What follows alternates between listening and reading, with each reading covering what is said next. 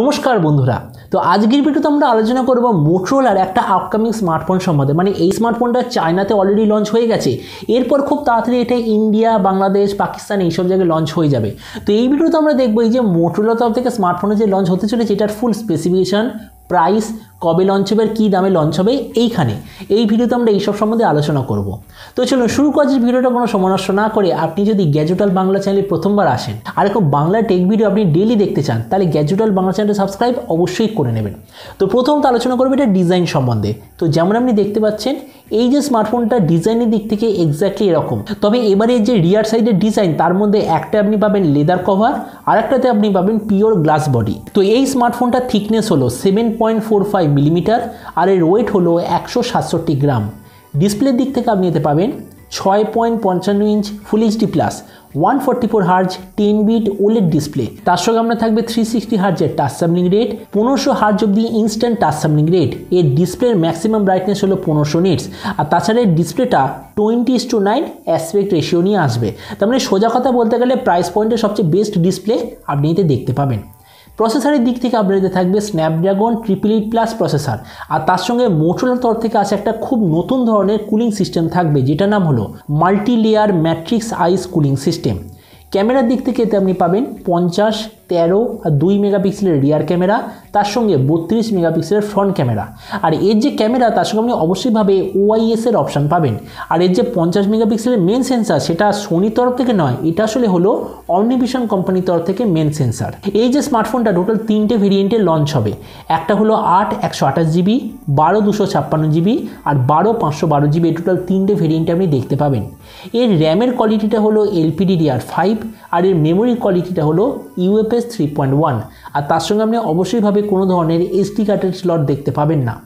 Battery দিক থেকে আপনার এতে থাকবে 4400 mAh ব্যাটারি, তার সঙ্গে 700 ওয়াটের চার্জার আর যে কানেক্টিভিটি সেটা হবে USB Type-C।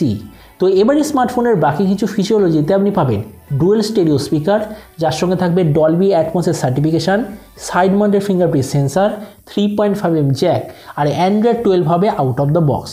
তো এবার সবচেয়ে মেন জিনিস, কবে লঞ্চ হবে এটা সম্বন্ধে এখনও পর্যন্ত কোনো ইনফরমেশন পাওয়া যায়নি, কিন্তু এর যে দাম কী হবে সেটা অবভিয়াসলি আমরা পেয়ে গেছি। তো এটা যে বেস ভেরিয়েন্ট সেটা চায়নাতে প্রাইস হলো 2000 ইউয়ান, তার মানে ধরুন ইন্ডিয়াতে লঞ্চ হবে ম্যাক্সিমাম 27,000 টাকার আশেপাশে। আর আপনি যদি বাংলাদেশ থেকে দেখে থাকেন তাহলে বাংলাদেশে লঞ্চ হবে প্রায় ধরে নিন 33,000 বাংলাদেশি টাকার আশেপাশে। এর দ্বিতীয় ভেরিয়েন্টটার দাম হলো 2500 ইউয়ান চায়নাতে, মানে ইন্ডিয়াতে লঞ্চ হবে ওই 31,000 টাকার আশেপাশে, বাংলাদেশে লঞ্চ হবে 37,000 বাংলাদেশি টাকার আশেপাশে।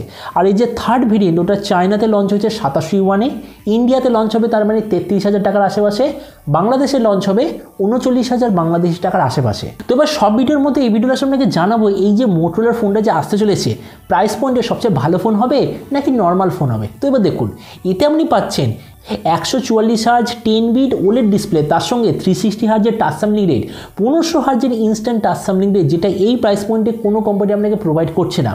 দ্বিতীয় সবচেয়ে বড় জিনিস, প্রসেসর হলো স্ন্যাপড্রাগন 888+ আর এই প্রাইস পয়েন্টে সবচেয়ে পাওয়ারফুল এই মুহূর্তে হলো স্ন্যাপড্রাগন 870, মানে তার চেয়ে স্ন্যাপড্রাগন 888+ অনেক বেশি পাওয়ারফুল প্রসেসর। তাহলে সেই দিক থেকে বলতে গেলে মোটরোলার এই যে ফোনটা পারফরমেন্সের দিক থেকে খুবই ভালো।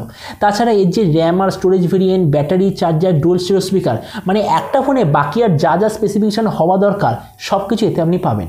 তার মানে সোজা কথা বলতে গেলে মোটরোলা S30 Pro বলে এই যে স্মার্টফোনটা আসতে চলেছে আমার মধ্যে মনে হয় প্রাইস পয়েন্টটা সবচেয়ে বেস্ট স্মার্টফোন হবে।